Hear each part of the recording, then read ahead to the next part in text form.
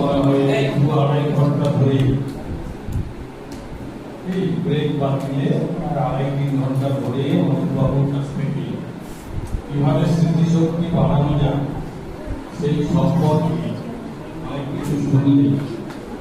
আধুনিক ধ্যান ধারণা শুরু। আমরা একটা সেই চিরাচরিত পদ্ধতিতে যেভাবে মেমোরাইজ করি